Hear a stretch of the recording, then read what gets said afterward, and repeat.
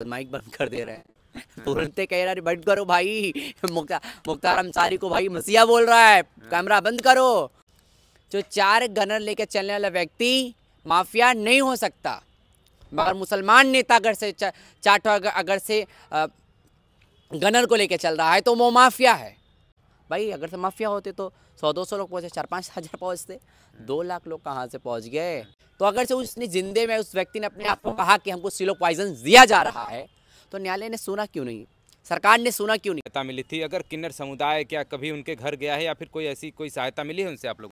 मुसलमान को कमज़ोर करने के लिए मुख्तार अंसारी को मिटाया गया। मुख्तार अंसारी के जाने के बाद लोगों की अलग अलग प्रतिक्रियाएं देखने को मिल रही हैं और हमने भी आपको ज़मीनी हकीकत दिखाया, फिर उसके बाद अलग अलग जगहों पर भी गए, वहां से भी हमने जानने का प्रयास किया कि आखिरकार मुख्तार अंसारी के बारे में आप क्या सोचते हैं। तमाम वकीलों से भी हमने बात किया तो उनकी आपराधिक प्रवृत्ति का खंडन करते हुए उन्होंने भी उसको विस्तारपूर्वक बताने का प्रयास किया था।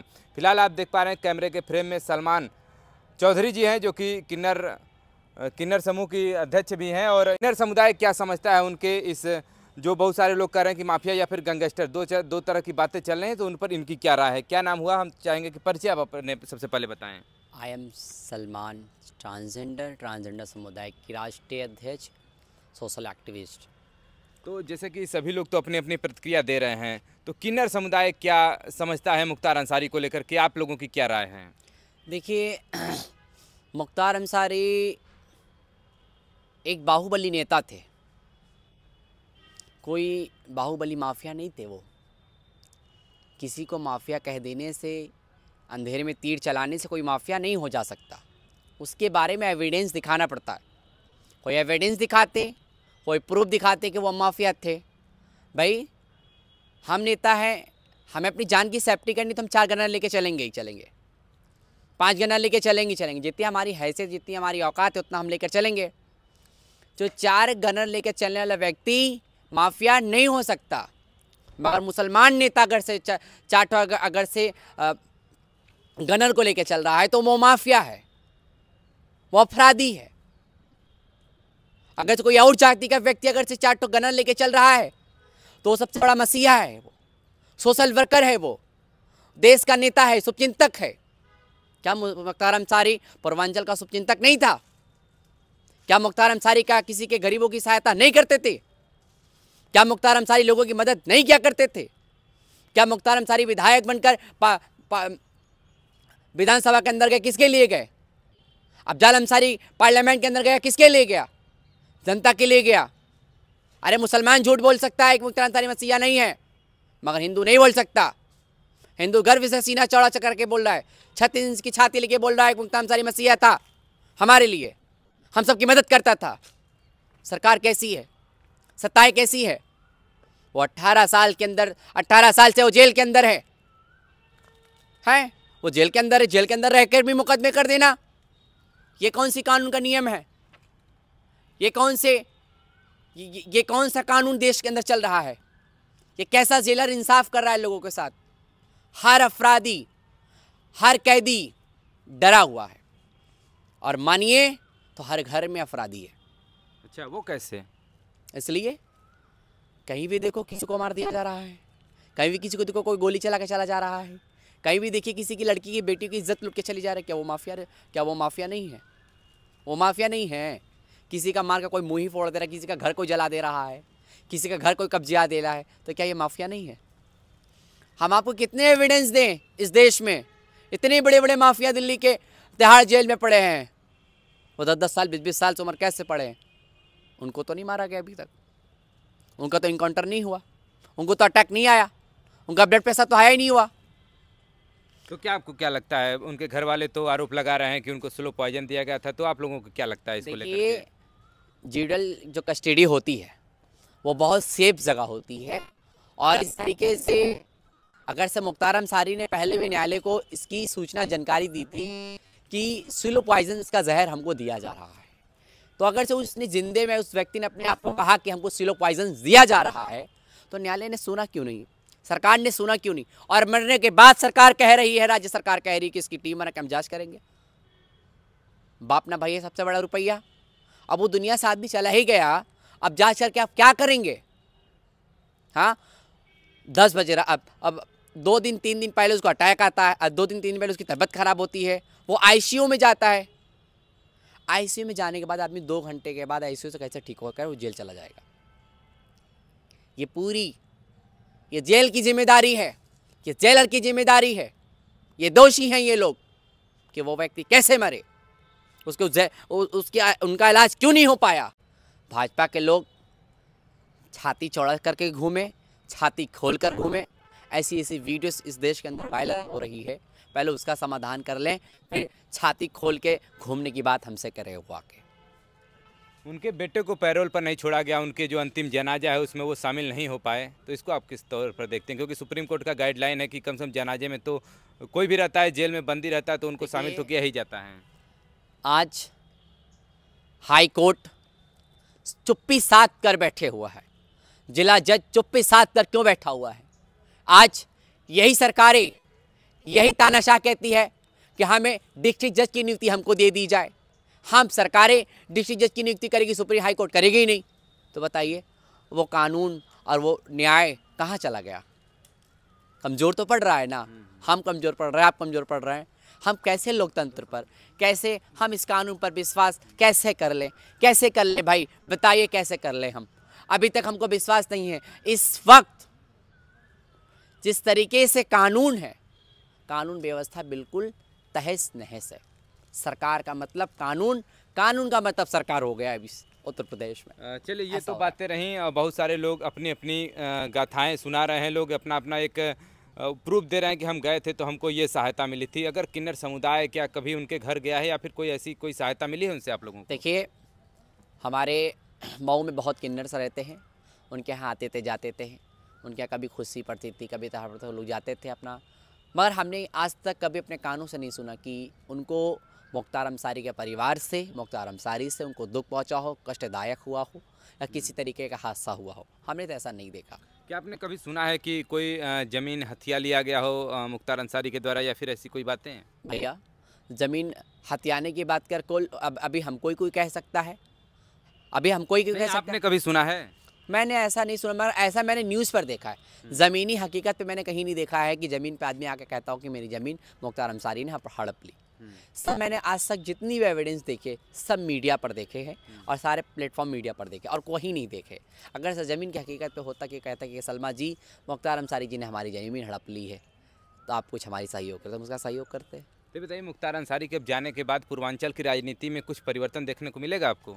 देखिए, मुसलमान को कमज़ोर करने के लिए मुख्तार अंसारी को मिटाया गया है। अच्छा। मुख्तार अंसारी को कमज़ोर करने के लिए आज़म खां को जेल डाला गया है।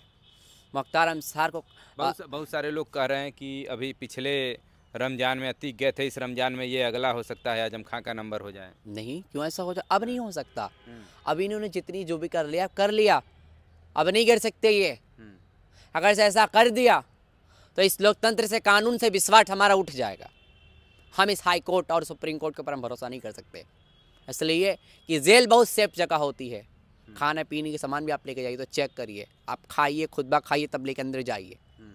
कैसे वैसा हो सकता है जेल के अंदर? भाई, मुन्ना बजरंगी का भी इनकाउंटर जेल के अंदर हो गया। अतीक अहमद को इतनी फोर्स के साथ अतीक अहमद की हत्या हो गई है। वो बेचारे वो भी मारे गए। चलो भाई, वो जेल के सलाखों के पीछे थे, मगर खुलेआम इस तरीके से गोली चला के मार देना, क्या ये सरकार की जिम्मेदारी नहीं कि उसकी जांच करी जाए? किसने मारा, कैसे मारा, क्यों मारा, किसकी साजिश थी? भाई, जेल में है, सलाखों के पीछे है, अब वो क्या कर पाएगा? में ऐसा सरकार की नाकामियाँ चल रही है, हम इसको बिल्कुल हम सही नहीं समझते हैं। अगर से ऐसा जिस तरीके से ये हुआ है, ये इसको एक हत्या के ही रूप में देखा जाए आपको मुख्तार अंसारी का। ठीक है, अटैक आ गया हो, पोस्टमार्टम करा लिया हो, सब करा लिया हो, सरकार अपनी तरफ से जितना एविडेंस है वो सही दिखाना चाहेगी। सरकार अपने आप को कभी दोषी ठहरा ही नहीं सकती। अभी उनके भाई साहब, जो बड़े भाई साहब हैं, उनका कहना है कि हम लोग ऐसे जो है कि लाश को सुपुर्द खाक किया गया है कि आगामी भविष्य में 20 साल अगर बाद भी अगर हमको उस लाश को निकाल करके जांच करना हुआ तो भी मतलब जांच किया जाएगा। तो क्या इस समय जो वर्तमान स्थिति है उनको भरोसा नहीं है, आगामी भविष्य में फिर से ऐसी जाँच की बात कर रहे हैं? देखिए, जब उस बॉडी को खा के सुपुर्द किया गया है, दफन कर दिया उस बॉडी को, भाई चाहे वो 10 साल पुरानी हड्डियाँ हो जाए, 20 साल पुरानी हड्डियाँ हो जाए, बॉडी हो जाए, उस पे तो जांच होती है। और जांच तो हम तो निष्पक्ष उनके परिवार के लोगों से हम कहना चाहते हैं, उनके दुख के साथ हम साथ हैं उनके, कि आप सुप्रीम कोर्ट से मांग कीजिए कि इसकी पूरी न्याय प्रक्रिया से इसकी पूरी जांच होनी चाहिए। भाई 18 साल में मुख्तार अंसारी कभी कुछ नहीं हुआ। 18 साल में 18 साल में कुछ भी उसको नहीं हुआ। इतना बोल्ड आदमी, लंबा चौड़ा, 6 फुट लंबा चौड़ा आदमी, हाईवी आदमी, कैसे हो सकता है उसके साथ? कैसे बीमार हो सकता है? और आखिरी वक्त अंतिम दिन ही उसके फैमिली से बात हुई कि वो कमज़ोर हो गए। व्हील चेयर पे भी उससे जेल से निकल के उस पर किसमें उसमें रहते रूम के अंदर से भी बाहर नहीं निकल के व्हील चेयर पे भी आ पा रहे हैं। तो ये लगता है कि कहीं ना कहीं मुख्तार अंसारी ने ये सच अपने फैमिली को और इस पूर्वांचल की जनता को और इस कानून को, इस प्रशासन को बता गए हैं कि हमारे साथ गलत हुआ है। असली पॉइजन का कोई टेस्ट नहीं होता, आपको पता ही नहीं चलेगा कि असली पॉइजन आपको दिया जा रहा है कि नहीं दिया जा रहा है। क्या पता पोस्टमार्टम के एविडेंस में बदल दिया जाए। ये तो सरकार तलब होगी ना, सरकार तलब होगी, सरकार को एविडेंस दिखाएं। सरकार तो अपना सही दिखा पाएगी कि हम सही हैं। सरकार अपने आप को कभी गलत कह तो नहीं सकती, सरकार अपने आप पर कभी आरोप तो ले ही नहीं सकती। तो क्या है, जिसकी लाठी उसकी भैंस। ये तब बहुत सारे मीडिया के लोग आपने देखा होगा चैनलों पर कि लोग उनको जो है कि माफिया करार दे दिए हैं, माफिया की संज्ञा। ऐसा उचित नहीं है, ऐसा तो कहना ही नहीं चाहिए। जब तक आपके पास कोई एविडेंस नहीं होता आप किसी को कुछ कह नहीं सकते। और इतने लोग जनाजा में शामिल, आप माइक लेके मीडिया ले बड़े पहुंच रहे हैं, अरे मुख्तार अंसारी मसीहा है, तो तुरंत माइक बंद कर दे रहे हैं। तुरंत कह रहे बंद करो भाई, मुख्तार अंसारी को भाई मसीहा बोल रहा है, कैमरा बंद करो। उसका वजीर आजम बोल रहा है कि बंद कर दो कैमरा, भाई मुख्तार अंसारी को सही बोल रहा है। मुख्तार अंसारी गलत बोलेगा तो बार बार दिखाएगा, अरे भाई मुख्तार अंसारी अपराधी। हर बताइए, इतना ज़्यादा भीड़ हुआ है उनके जनाजे में। बहुत सारे लोग कह रहे थे, अभी हम लोग एक इंटरव्यू ले रहे थे उनसे, उनका कहना था कि अगर कोई माफिया रहता तो 2000-4000 लोग उनके जनाजे में जाते। ये 2-2.5 लाख लोग कहाँ से पहुँच गए? फिर देखिए, ये लोग प्रिय है। जब लोग प्रिय होता है, जब उसके दिल के साथ बहुत लोग जुड़े होते हैं, उसके संग के और साथ के होते हैं, जिसका अगर उसने अच्छा किया होगा तो उसके साथ थे ना। हमने अभी कहाँ हमने किन्नर से ही सुनी ही, मैंने फ़ोन किया उनको, तो बोल रही थी कि देखो सलमा, मुख्तार अंसारी सही के साथ सही था, गलत के साथ गलत था। भाई कानून का भी तो यही रवैया रहता है कि कानून अच्छों के साथ अच्छा है, बुरों के साथ बुरा है। पुलिस अच्छों के साथ अच्छी है, बुरों के साथ बुरी है। तो वैसे मुख्तार अंसारी थे, नो माफिया। भाई अगर से माफिया होते तो 100-200 लोग पहुँचे, 4-5 हज़ार पहुँचते। 2 लाख लोग कहाँ से पहुँच गए? सरकार इसकी सफाई दे दे हमें कि मुख्तार अंसारी गलत है तो गलत है। अतीक अहमद का भी जनाजा था, उसमें भी इतने शामिल नहीं हुए थे, तो उसमें बहुत कम ही लोग थे, ज़्यादा लोग नहीं शामिल हुए थे। अतीक अहमद में बहुत गंभीर माहौल हो गया था और इस तरीके से धारा 144 लगाई गई थी, जिसमें पूरी छावनी, पूरे मुस्लिम बस्तियों में छावनी तब्दील कर दी गई थी कि कोई अपने घर से बाहर ना निकले। आपने देखा होगा वो अफरा तफरी का माहौल था और उस अफरा तफरी के माहौल में उनको खा के सुपुर्द किया गया। और अब सरकार को इस बात को सोचना चाहिए, जेलर से इस बात में सोचना चाहिए, अब्बास अंसारी को आना चाहिए अपने बाप के कब्र पे मिट्टी डालने के लिए। और अतीक अहमद भी अपने बच्चे के कब्र पे मिट्टी डालने के लिए गया था। क्या पता कि हम मिट्टी दे के आएंगे और इसी मिट्टी में हम सो जाएंगे। तो सरकार को इस बात को सोचना चाहिए, गंभीर तरीके से सोचना चाहिए। कल तो मुख्तार भाई थे, आज कैसे दुश्मन हो गए। चलिए, बहुत बहुत धन्यवाद। इन्होंने अपना निजी जो वक्तव्य है वो साझा करने का प्रयास किया। ऐसे ही तमाम और भी लोग मिलते रहेंगे तो उनसे हम उनकी बातों को आप तक पहुंचाने का प्रयास करेंगे। आखिरकार मुख्तार माफिया था या फिर बहुत सारे लोग, जैसा कि इनका कहना है कि मसीहा थे, तो वो बातें हम आप तक पहुंचाने का प्रयास करेंगे। आप क्या सोचते हैं मुख्तार अंसारी के बारे में कमेंट करके जरूर बताइएगा। फिलहाल मिलते हैं किसी और नई वीडियो के साथ। Thanks for watching this video.